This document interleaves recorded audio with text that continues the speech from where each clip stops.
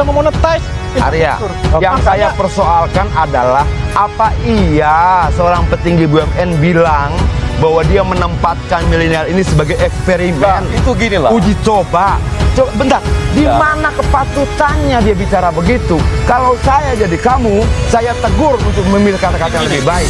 Kenapa? Rakyat akan mengukur kata-kata itu dan memberikan kesimpulan untuk percaya atau tidak percaya. Ya, Lihat dong, Yang dulu siapa sih yang disebut eksperimental itu? Siapa? Itu Direktur Bukalapak, e-commerce yang negeri. Dan kita butuh orang yang seperti itu untuk mengembangkan Telkom yang selama ini sibuk dengan infrastrukturnya. Infrastruktur Telkom itu bertahun-tahun belum dimonetize. Debat seru Adiana Pitupulu dan Arya Sinulinga soal milenial jadi direktur BUMN. bukan. Nggak bisa bos. CEO itu Track beda. record dia dalam mengelola jasa transportasi tidak ada. CEO Oke. beda. Lalu tiba-tiba dalam situasi sulit ini dia ditaruh di situ.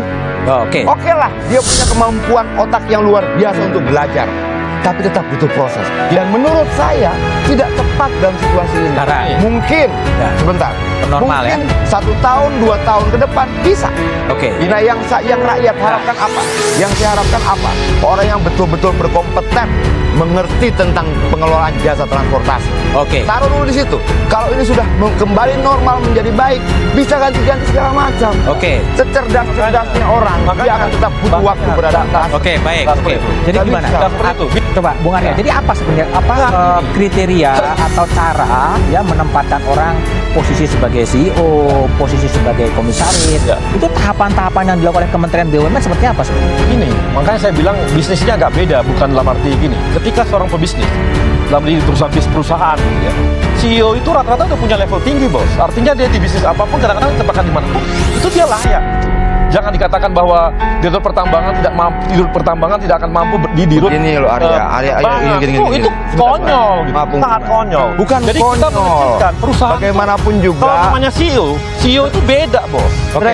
Biar Adian, CEO itu biar beda. jawab dulu. Oh, Tanya gini, CEO. sebenarnya Enggak kriterianya dong. gimana sebetulnya Hah? untuk menjadi CEO, menjadi komisaris? Ya. Langkah-langkah yang dikerjakan oleh kebijakan Kementerian BUMN untuk mencari talent-talent itu sebenarnya gimana? Ini yang saya kasih contoh ya, yang namanya CEO itu. CEO kan kita tahu dia mampu mengelola perusahaan, bisnis sebagainya ya.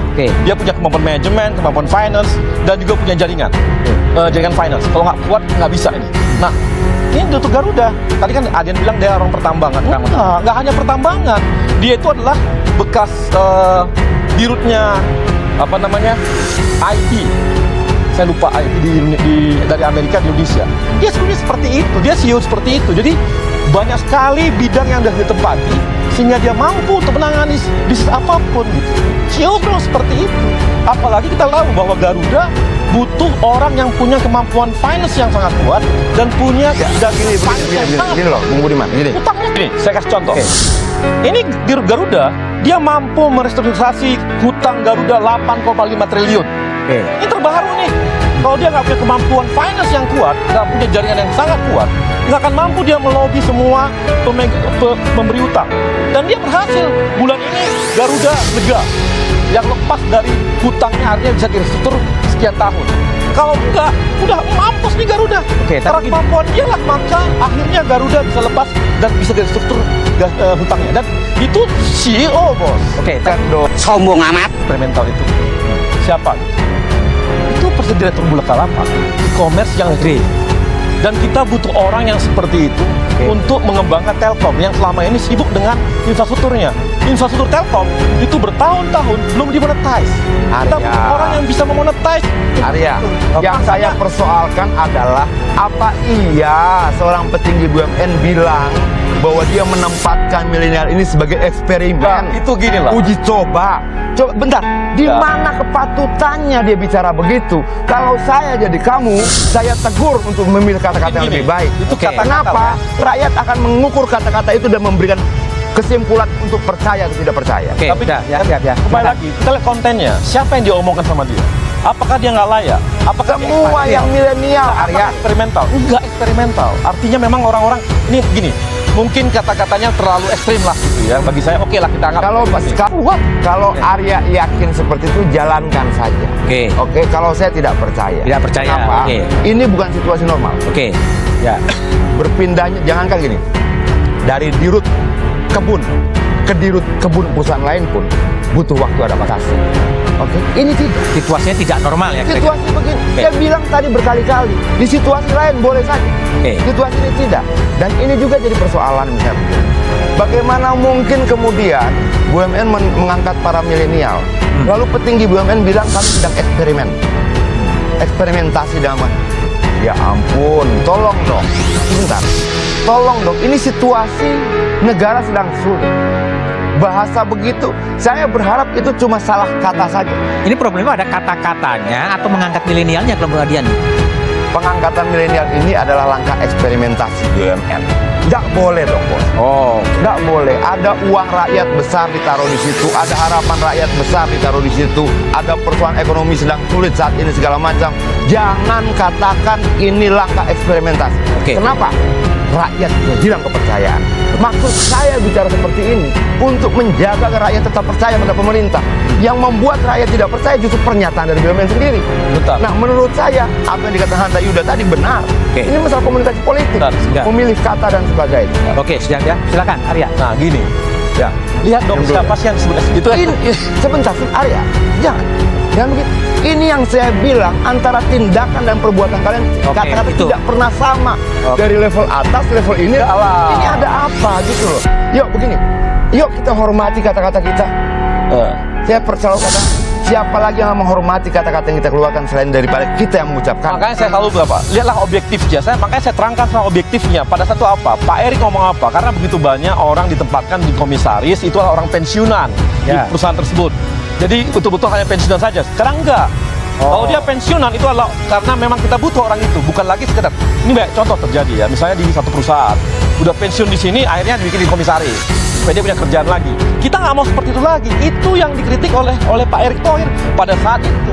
Nah, itu objektif pada. Nah, kita kembalikan, bukan berarti kita anti sama pensiun, bos. Lihatlah kondisi. Jadi ada pensiun, ada latar belakangnya apa gitu. Kalau menurut kalau salah dan tidak tepat, baiknya lu bilang saja tidak tepat. Ya, kita ampun. Artinya gini, kadang-kadang bos kata di ini kan, ini kita bikin percobaan nih.